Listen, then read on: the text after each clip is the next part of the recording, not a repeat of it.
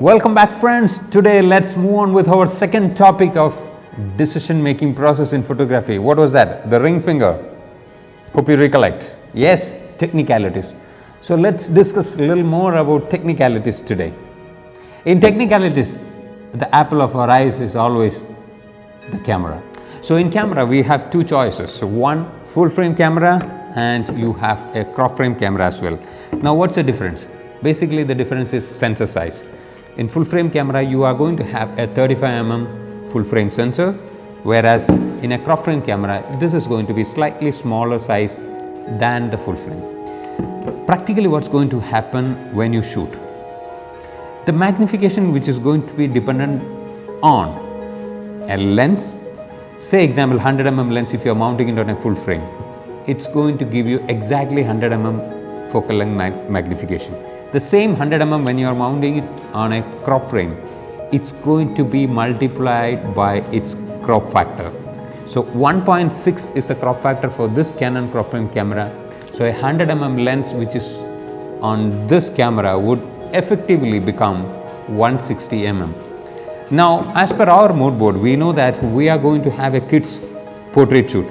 For that you know that the output is going to be mostly towards a small print or in social media.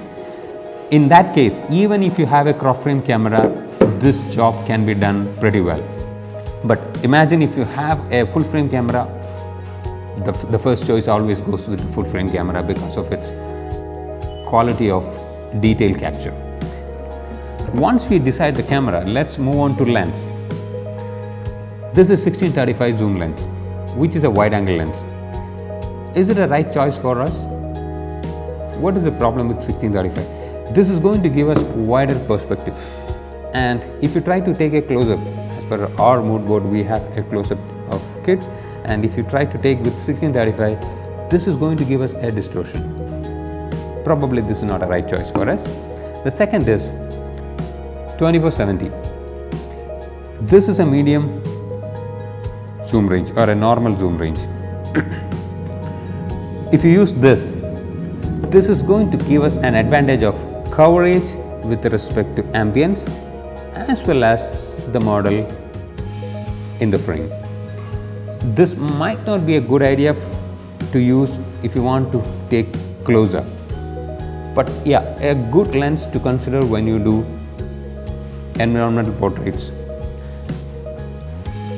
This is 70-200, which is going to give us a range of medium tele.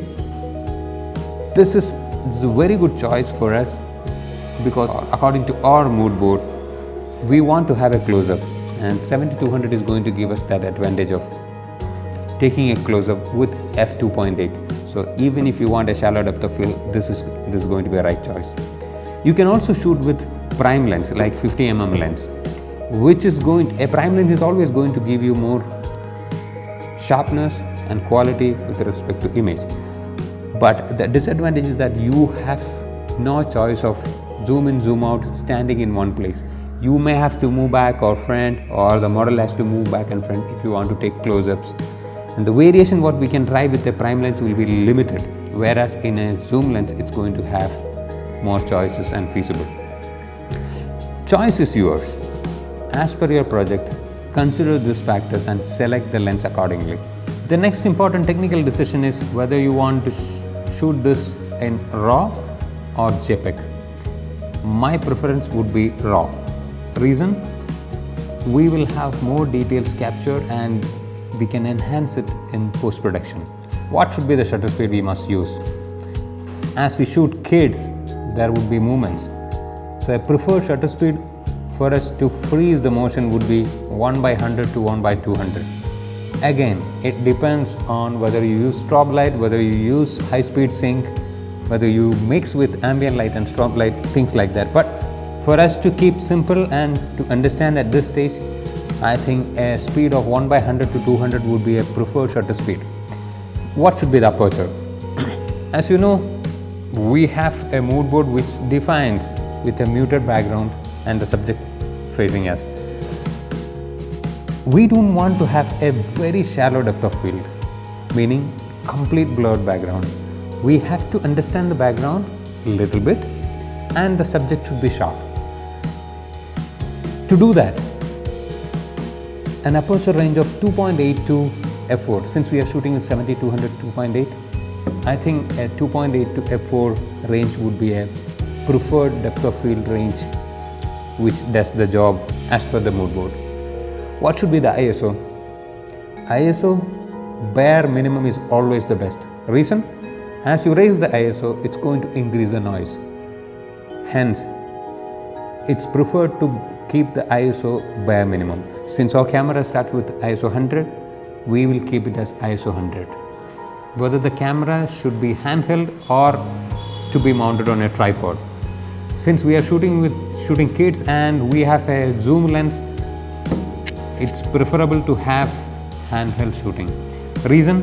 We can move up, down, left, right, and we will be able to take zoom in, zoom out, and the convenience will be really good to get more choices of the photographs when you are shooting handheld than shooting with a tripod in this particular situation.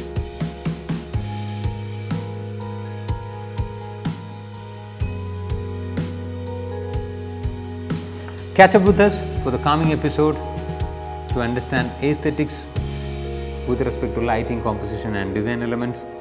Till then, goodbye.